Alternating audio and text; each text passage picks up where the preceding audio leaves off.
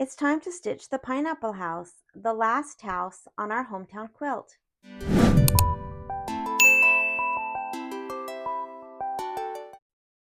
It's time to stitch the pineapple house on page 62. I have all of my fabrics backed with fusible interfacing on the back, and I have my batting. Again, I have added batting and background quilting, which is different than the directions. And I also have not cut my applique pieces to size.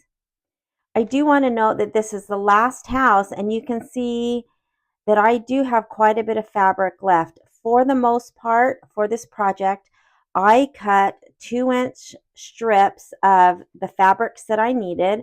A few pieces I needed to cut larger for use for the house blocks, but you can see that I do have quite a bit left over, and I cut one strip from the fat quarter bundle that I purchased.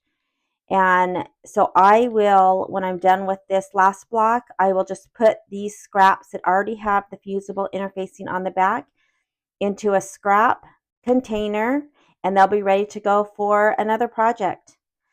So let's stitch out the last house on our hometown quilt. I brought in the last house, which is the 12th house, the pineapple house, and I have selected embroidery, and I am going to bump it up because I still have the stabilizer attached to the roll. And so I just need to move this up again just to save, the bottom that's attached to the roll. I'll select OK, and then I will select the minus plus needle, and we can start with the placement for the batting. I'll place the batting and then run the placement for the fabric.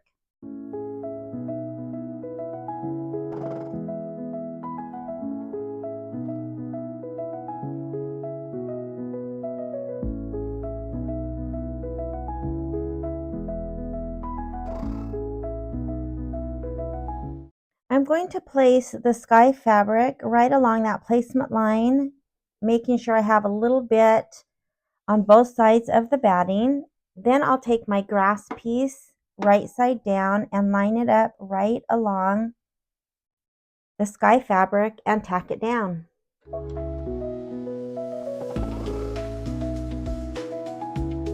Now I'll flip and finger press this grass, and I have been just running an iron along. I am going to tape the bottom, and then I'm going to run the tack down to tack down the background fabric, and then it will do the quilting for the grass and then the sky.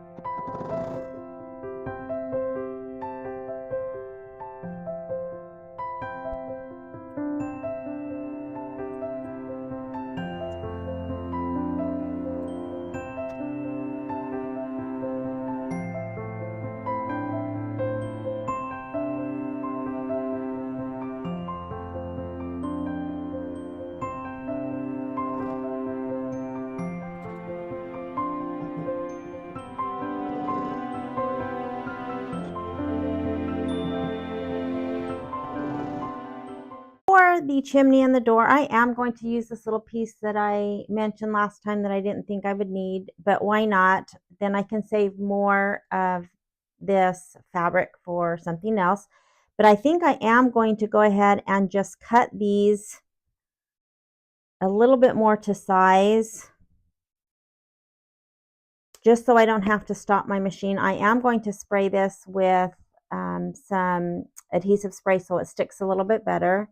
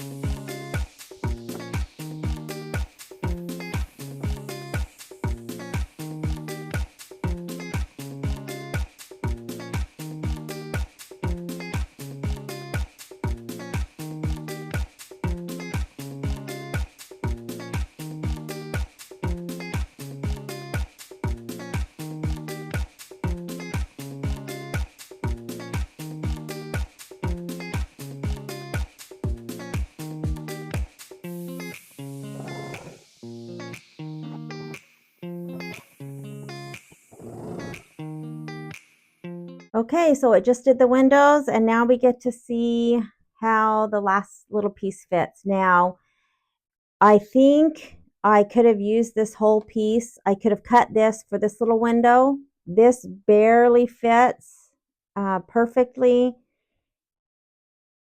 But on the last house I did, the tulip house, there was a section that was under, one of these windows. And so I saved it. So I am going to just spray both of these and put this down. All right, so let me get these sprayed and then we can do the last of the windows.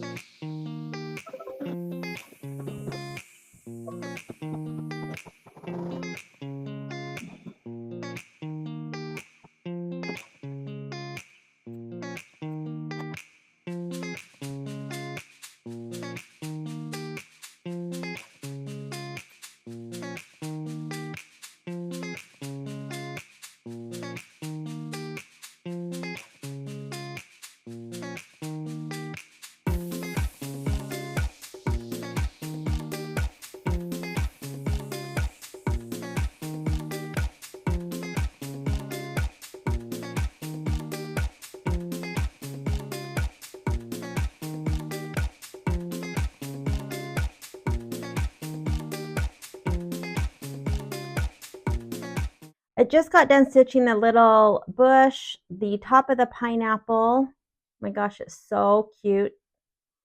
And the little flower stem and leaves. And look how cute this digitizing is. A cute little hearts. They're just so detailed. I love it. All right, so now we're going to start with the pineapple, and then it will finish with a cute little flower and the steps, and this block will be done.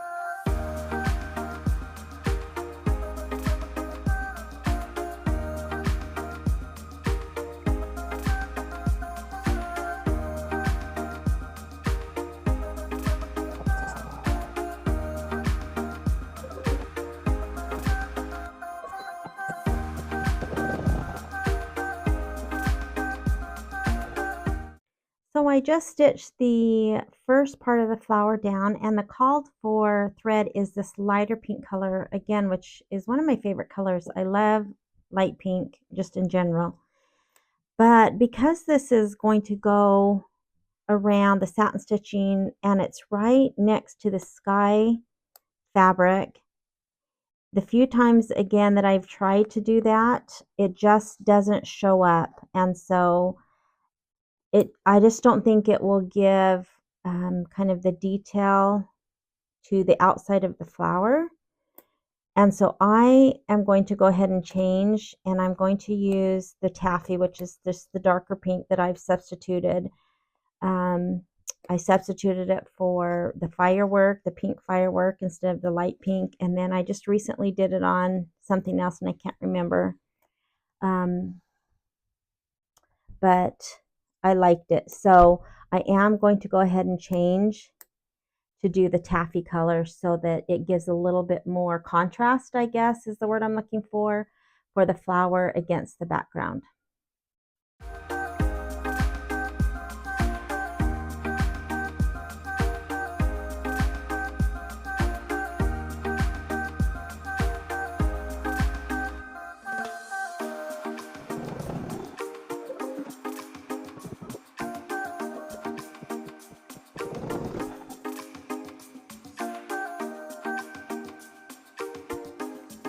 I remember the other block.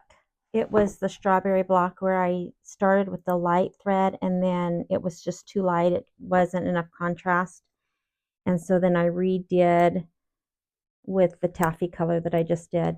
And I'm so glad I did. I think that shows up so much better than the light pink.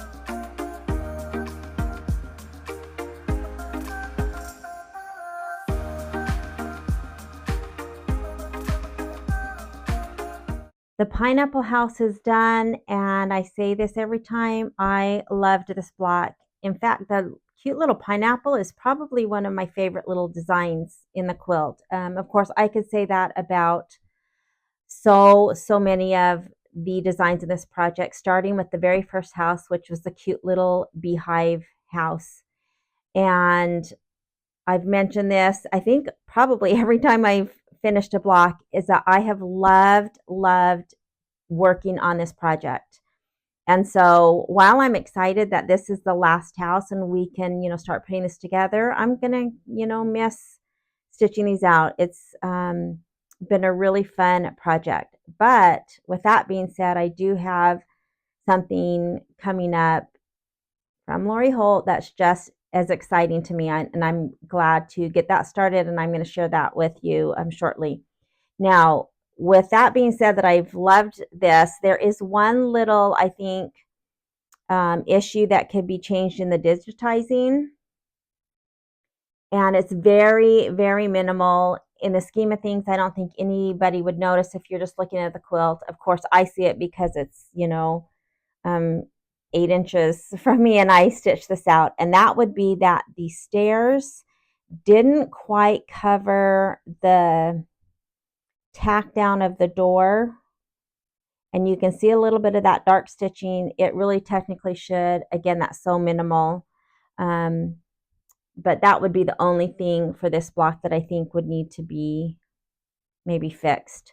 I've loved it. All right, so let's go trim our very last house block to size. Cutting the last block to size, again, I'm using Lori Holt's ruler. It's a 7.5 inch. And I need to line this ruler up at the 1.5 inch between the grass and the sky, right along the seam.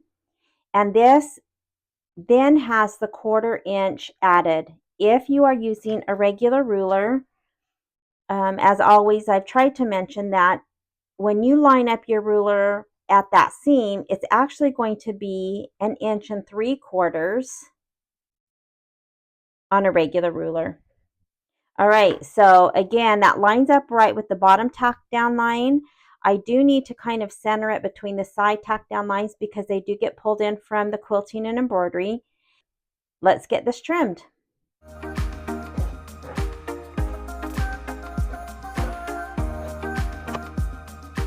I love it. Now, I think I've mentioned a couple of times about the rotating mat that I use. It's the Martelli. This is not an inexpensive spinning mat. However, it's incredible. It's actually got kind of like a velvet base that this has like rubber on them so it grips. And they do, I believe, make a pressing pad that you could take this off and put on here and use that to press. But what's so great about this is, and of course you can't really see inside, but you might be able to hear it. It's got like ball bearings. It's not just, a mat. Like some of the mats, I've tried so many rotating mats that were pretty disappointing. They were almost like the cutting mat on top of another cutting mat, but just had a circle cut out so you could spin it, but they don't spin. This one I can literally spin. Again, this was not inexpensive, but it has been so worth it. I did purchase mine from A1 Vacuum and Sewing in Reno. I've gotten lots of things from Jeannie, and this is one of my first purchases from them, probably about 1.5 years ago, maybe. If you're looking for a spinning mat that really works, I suggest looking into this. Okay, so we are done with our final house. So let's get the packet. I have all 12 of my houses.